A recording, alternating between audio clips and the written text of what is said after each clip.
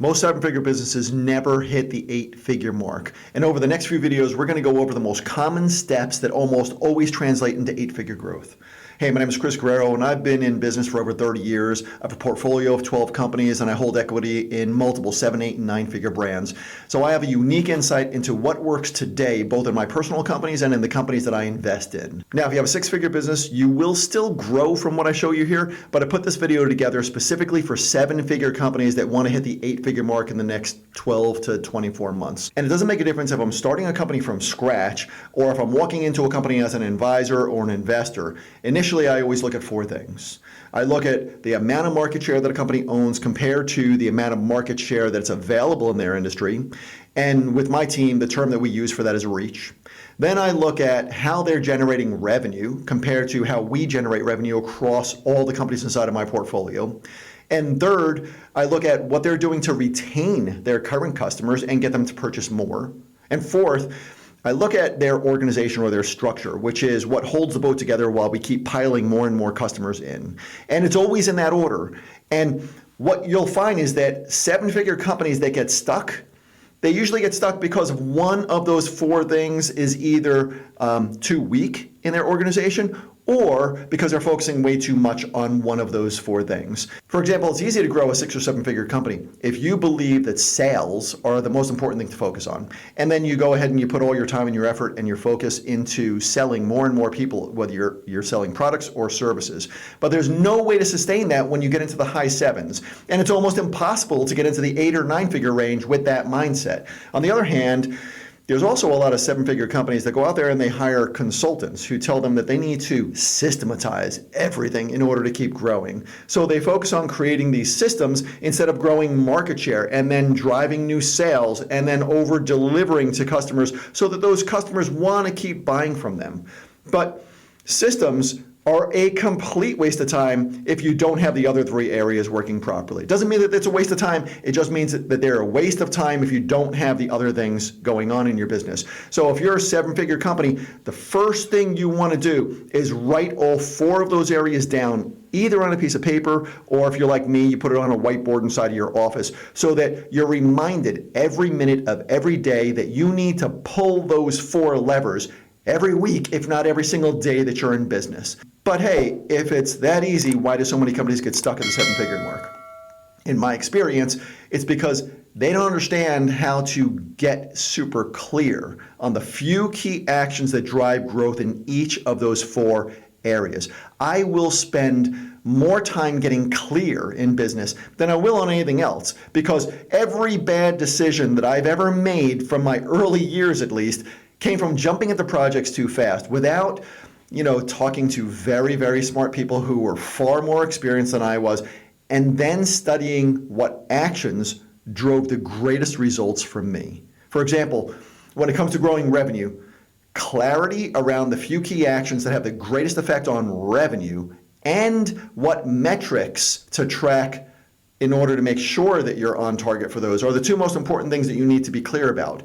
So that's what actions need to be taken and what metrics measure those actions so that you know you're on schedule to hit your targets on time. And I'm going to tell you exactly how to do that so that your revenue grows faster and so that you could actually see the end game, meaning that you're clear on the path to get from 7 to either 8 or 9 figures. The very first thing that you want to be really clear on is how much market share is in your industry. And if your industry is massive and that's too big of a number for you to actually understand right now, then create your own measure of market share. And I'll give you a total example of that from my life. When I was in the health club industry, I was a super small player with a handful of locations. So it was really overwhelming for me to think that I could own a percentage of the entire health club market, right? And hell, it was overwhelming for me to think that I could own a percentage of the market share even just in the United States. So I looked at the size of the market share in one of the states that I was located in, which is New Jersey.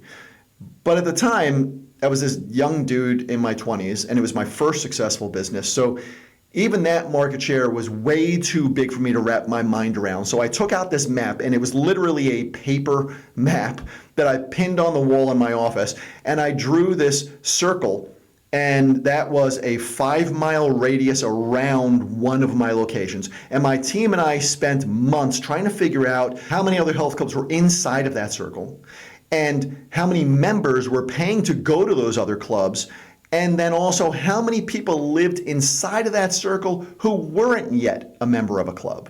And for me, that was what the definition of market share was for that one location of mine. And then I just looked at the number of my members, the people who were actually paying for my clubs, compared to the total number of people paying other clubs, and that was my number one number. That was the amount of paid market share that I owned. And the other number that we came up with was the number of my members, meaning people who were paying to be a member of my club, compared to the number of potential customers in that entire circle, which included both the people who were paying for other club memberships and also the people who were not yet a member of a health club. And that became my potential market share. And those two numbers, my paid market share and then my potential market share, became the two most important numbers that were the topic of every leadership team meeting and every sales meeting from that day forward. And when all the other health clubs in my circle, and at the time there were 5 other clubs, when they were running discounts every month to get more members,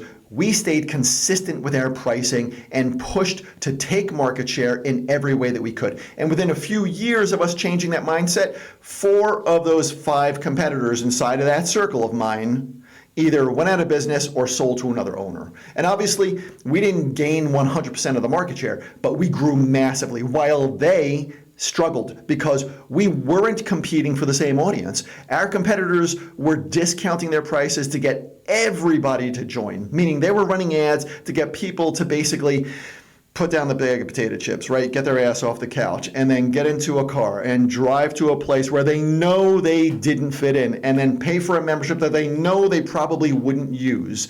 They were advertising to the masses because that's what's normal inside of that industry. But those are the most expensive people to advertise to, and they're the most difficult people to sell. And retention to that group of people absolutely sucks.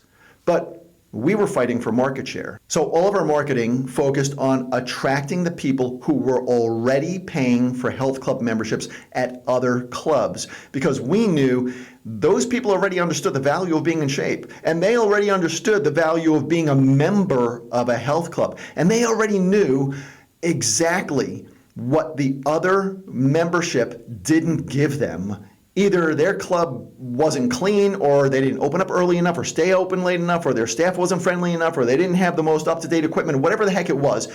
Every member there had a list that they thought could be better in a health club. So what we did was we went out there and interviewed all of our members who used to be members of other health clubs in that area.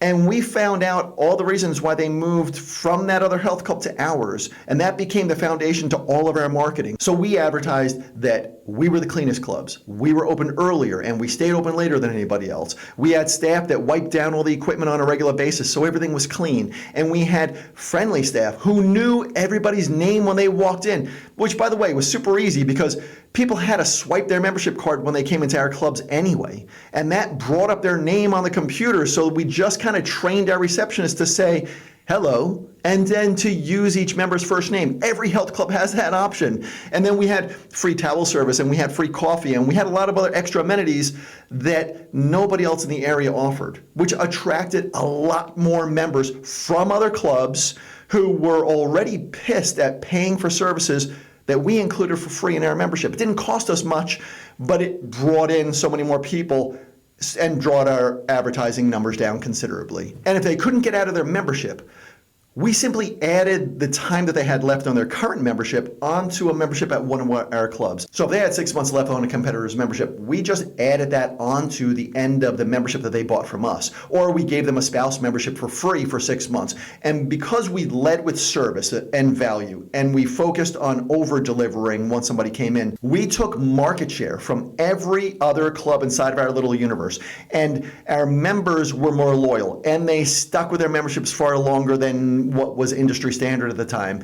And that company ended up selling for more money than I had ever seen a chain of health clubs sell for at the time, because we focused first on getting crystal clear on the definition of what market share was for us and the few key actions that really drove growth instead of just focusing on revenue. No matter what kind of business you have or what industry you're in right now, you will grow faster and you will grow more predictably when you focus on market share, and moving from 7 to 8 figures will then become much easier for you. Now, I hope you got value out of this episode, and if you did, then do me a favor and subscribe. It really helps the channel and helps me to know what kind of content you want more of.